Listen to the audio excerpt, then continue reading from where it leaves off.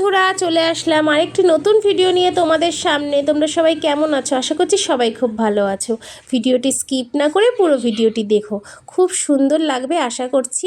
আর ভালো লাগলে অবশ্যই এটা লাইক, কমেন্ট, শেয়ার আর ফলো করে দিও। চলো দেখে নিই। বন্ধুরা, প্রথমেই একটা টিফিন বক্স নিয়ে নিয়েছি। এর মধ্যে ডিমগুলো ফাটিয়ে নেব। তোমরা যতটা তোমাদের পরিমাণ লাগবে সেই হিসাবে তোমরা ডিম নেবে। আমি নিয়েছিলাম 3টে ডিম। এবার দেখো, ডিমটার মধ্যে আমি দিয়ে দিচ্ছি স্বাদ মতো লবণ। এবার ডিমটাকে ভালো করে ফেটিয়ে নেব।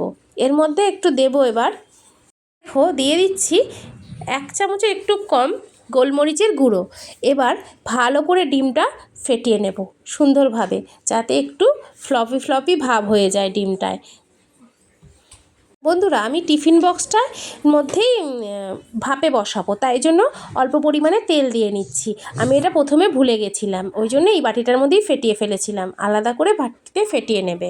তেলটা কিন্তু ভালোভাবে টিফিন বক্সের মধ্যে মাখিয়ে নেবে, তারপর ডিমটা এর মধ্যে দিয়ে দেবে। চলো দিয়ে নিই।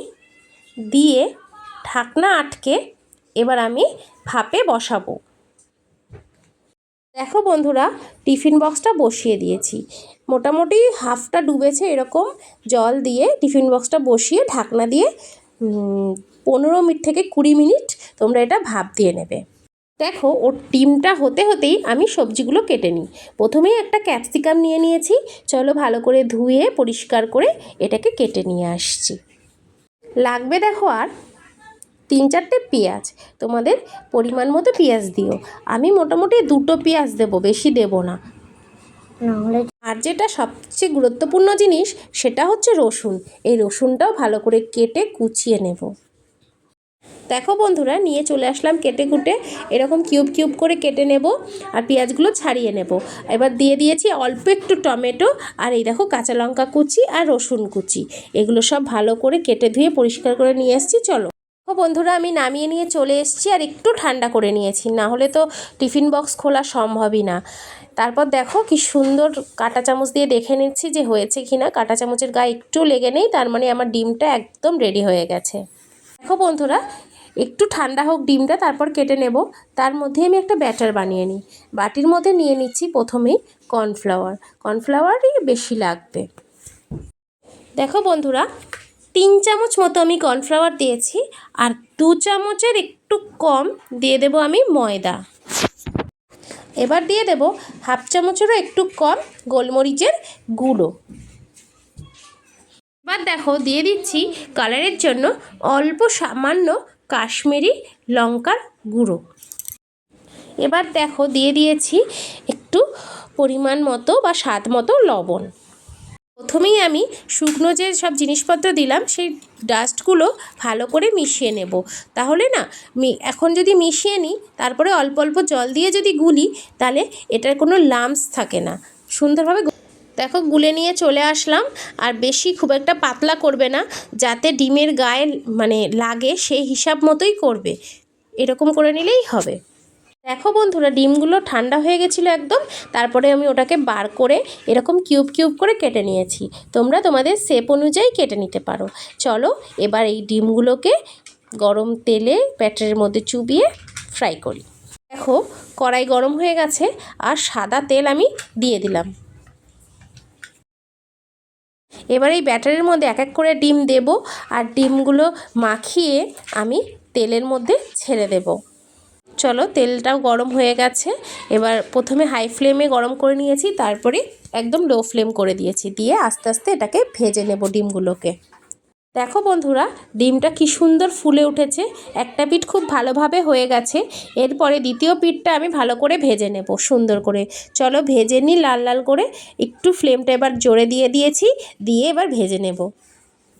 বন্ধুরা, আমি সব ডিমগুলোকে এরকম করে ভেজে নিয়েছি, আর দেখতে কত সুন্দর লাগছে না, পকোড়ার মতো। তোমরা চাইলে শুধু সস দিয়েও এটা খেতে পারো, খুব টেস্ট লাগে। দেখো বন্ধুরা, আমি একটা অন্য কড়াই বসিয়ে দিয়েছি, আর অল্প পরিমাণে তেল দিয়ে দিয়েছি। আর তেল দিয়ে প্রথমেই আমি রসুন কুচিগুলো এর মধ্যে দিয়ে দিলাম। রসুন কুচিটা যখন হালকা ব্রাউন কালার চলে এসছে, তখনই আমি ক্যাপসিকামগুলো দিয়ে দিচ্ছি। একটু ক্যাপসিকামটা দিয়ে নাড়াচাড়া করে তারপরে আমি, দেখো বন্ধুরা, ক্যাপসিকামটা একটু নেড়েচেড়ে নিয়েছি। তারপরে যে পেঁয়াজগুলো কিউব কিউব করে কেটে নিয়েছিলাম আর ছাড়িয়েও নিয়েছিলাম। এইভাবে ছাড়িয়ে নেবে, তাহলে ভালো হবে। দিয়ে এটা সবটা পেঁয়াজ দিয়ে আমি একটু ভালো করে সটে করে নেব বা একটু হালকা নেড়েচেড়ে ভেজে নেব। দেখো, প্রথমে সসটা বানিয়ে নিই, ওটা ভাজা হতে হতে প্রথমেই আমি 4 চামচ টমেটো সস দিয়ে দিয়েছি আর দিয়ে দিলাম 2 চামচ মতো সয়া সস। আমি সিম্পলভাবেই রান্নাটা করব। এই সসটা এবার ভালো করে একটু নাড়িয়ে নেব। দেখো বন্ধুরা, এরপরে ওই হালকাভাবে ভাজা হয়ে গেছে পেঁয়াজ আর ক্যাপসিকাম। এবারে অল্প যে টমেটো কেটে রেখেছিলাম ওটাও দিয়ে দিলাম, আর তার সঙ্গে দিলাম যে লঙ্কা কুচিয়ে রেখেছিলাম সেটা দিয়ে একটুখানি ভেজে নেব। আমার দেখো সব কিছুই মোটামুটিভাবে হালকাভাবে ভাজা হয়ে গেছে। এরপরে যে সসটা করে রেখেছিলাম সয়া সস আর টমেটো সস দিয়ে, ওটা একটু জল দিয়ে গুলে নিয়েছিলাম, অল্প জল দিয়ে, সেটাই এটার মধ্যে পুরোটাই ঢেলে দিয়ে একটু কষে নেব। এবার দেখো বন্ধুরা, এবার 1 চামচ কর্নফ্লাওয়ার নিয়ে নিয়েছি। যেহেতু আমার চিলি এগের পরিমাণটা কম, তাই আমি 1 চামচ কর্নফ্লাওয়ারটা একটু জল দিয়ে, নর্মাল জল দিয়ে গুলে নিলাম। বন্ধুরা, বেশ ভালো করে কষে নিয়েছি টমেটো আর সসটা দিয়ে। এরপরে আমি যে ডিমটা ভেজে রেখেছিলাম সেই ডিমটা এর মধ্যে অ্যাড করলাম। এটা দিয়েও ভালো করে একটু নেড়ে চেড়ে নেব। নিয়ে তারপরেই কিছুক্ষণ পরেই এবার দিয়ে দেব যে কর্নফ্লাওয়ারটা গুলে রেখেছিলাম সেটা, আর একটু পরিমাণ মতো জল যতটা লাগবে দিয়ে মিনিট 5 মতো একটু ভালো করে একটু রান্না করে নিলেই আমার রেডি হয়ে যাবে।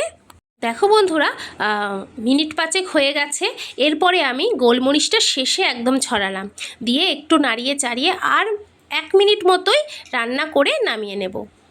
দেখো 1 মিনিট মতো হয়ে গেছে, আর আমি এরকম গ্রেভি নামাবো, যেহেতু আমরা রুটি দিয়ে খাবো তাই জন্য এরকম। বন্ধুরা, নামিয়ে নিয়েছি, আমার ডিম চিলি একদম রেডি। আর সুন্দর দেখার জন্য ওপর থেকে একটু সাদা তিল আমি ছড়িয়ে নিয়েছি। আর খেতে কিন্তু এটা সুস্বাদু হয়েছিল, খুব ভালো হয়। অবশ্যই একবার বানিও তোমরা বাড়িতে। আর যদি ভালো লাগে ভিডিওটা, অবশ্যই আমার পাশে থেকো। টাটা বন্ধুরা।